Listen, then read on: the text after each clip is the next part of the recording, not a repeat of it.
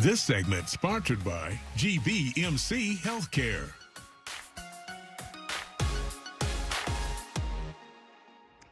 Sexual assault is happening everywhere, and we need to have those hard conversations to help recognize signs and help any victims.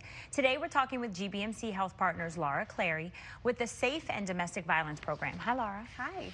So tell us about sexual assault and what is different between sexual assault and sexual abuse. So sexual assault is any kind of sexual contact or activity that is done without the explicit consent of the victim. And typically we see this in our older population.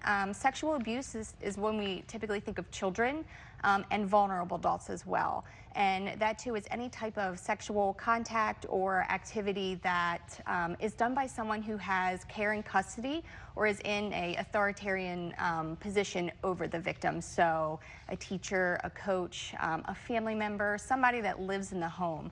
So that's what really differentiates the two.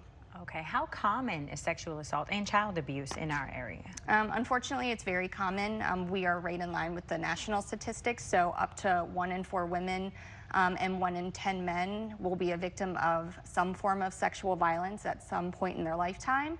And the same thing with child abuse. About 1 in 10 kids will be a victim of sexual abuse before the age of 18.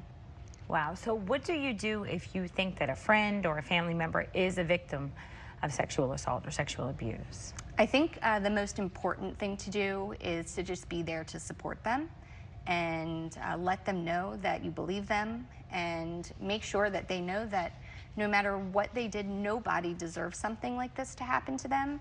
A lot of times these victims feel very alone. So just being there to hold their hand and support them. And I think being a great supporter is also knowing your resources and knowing what is available for you in the community so that you can help point them in the right direction. What are some of the resources that are there? So at GBMC, we do provide a service. We are 24/7, 365 days a year, open all the time. We see patients of sexual assault, child abuse, both physical and sexual, human trafficking, relationship violence like intimate partner violence and teen dating violence.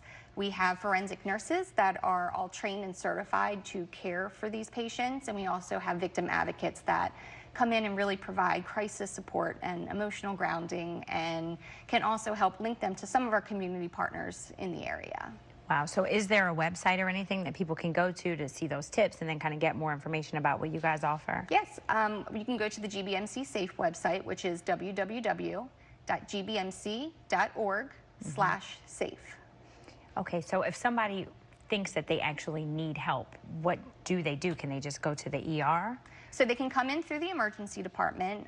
We highly recommend this to somebody who is in what we call the acute stage. So within the first week of something like this happening, if they can come into the ER, we can give them that wonderful medical treatment in addition to also a medical forensic exam. If this is something that's happened quite a long time ago, you can always call us. We can do telephone consults, again, to give you any kind of resources that you need and help link you to other places in the community for long-term counseling. All right, Laura, thank you so much for sharing all of that wonderful information with us and for giving us the tips where we can, the actual website where we can go to get all of that information. Thank you for being here.